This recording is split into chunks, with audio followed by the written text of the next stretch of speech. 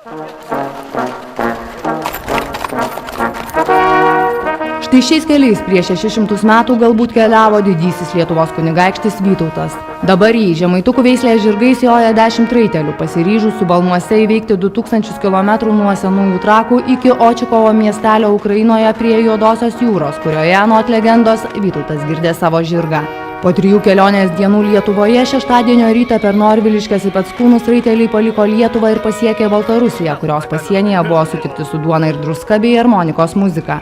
Savo žygius siekdami paminėti 600-ąsias Žalgirio mūšio metines, raiteliai drauge nori ir išsamiau susipažinti su Lietuvos istorija, todėl kone kasdien stabteli LDK reikšmingose vietose. Pirmasis toks sustojimas buvo Alšėnuose, kurie itin svarbu žygio sumanytojui verslininkui Giedriui Klimkevičiui, įsigijusiam ir restauravusiam Norviliškių pilį, kadaise priklausiusią vienuoliams pranciškonams. Iš tiesų, Alšėnai man buvo ypatingai svarbus, kadangi jau 7 metų ieškom tunelio iš Norviliškių pilies į Alšėnų pilį.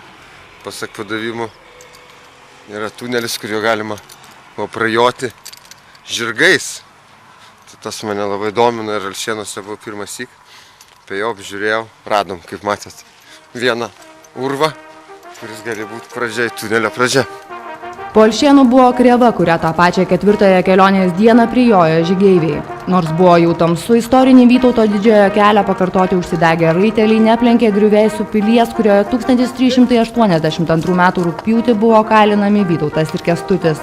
Vytautui pavyko pabėgti, o Kęstutį pasmaugė Jogailos pasiuntiniai. Kažkada čia stūksojusioje pilyje buvo sudaryta ir Krėvos sutartis, pagal kurią Lietuva tapo priklausoma nuo Lenkijos.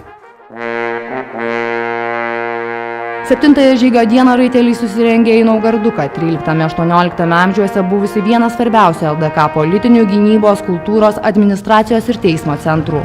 Pakeliui žygeiviai sulaukė staigmenos. Naugarduko prieigose prie Litovkos ežero jie buvo pasveikinti su duona ir druska, o netrukus lietuvius pasitiko ir iki Naugarduko pilies palydėjo viduramžių riterių šarvais vilkintys baltarusiai ant žirgų. Kai pasižiūri, netikėtai, kai išjoja, tai 2 apsirengę žmonės, riteriai ir tai yra tiesiog tikrai šaunus įspūdis. Tikrai. Paliko tokį, netgi, sakyčiau, senovę kvepiančią dvasią tokią. Juodosios jūros link jojančių lietuvių žygis baltarusius itin žavi. Manau, kad tai nuostabu ir labai gaila, kad šiuo metu neturime galimybės palydėti jūsų vaikinų ir padaryti bendrą ekspediciją. Mes, žinoma, būtume labai laimingi. Iš Naugarduko pilies liko tik 2 bokštų griuvėsiai, tačiau ir jie raiteliams padarė nemenką įspūdį. Apjojus išties pilies kuorus, tokios mintis pirma, kad protėviai žinojo vietas, kur reikia pilį statyti. Išties nuostabus vaizdai, kiek apleistas pats miestelis, bet išties iš vidaus atrodo, kad tikrai pasižiūrėjau, žiūrint į tolumas, norisi skristi. Pirmieji tvirtinimai šioje vietoje žemės ir medžio dar 11 amžiuje pastatyti rusų kunigaikščių. 13 amžiuje Lietuvos kunigaikštis Eržvilkas įtvirtinimus atnaujino. 14–15 amžių sandūroje Vytauto iniciatyva, gresiant kovoms su kryžiuočiais, buvo pastatyta mūrinė pilis. Prie žygeivių akis dar daugybė LDK istorijai reikšmingų vietų, kurias visi tikisi pasiekti raiti.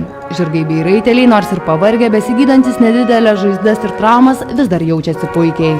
Reporterė Eglė Šilinskaitė, Naugardukas, Baltarusija.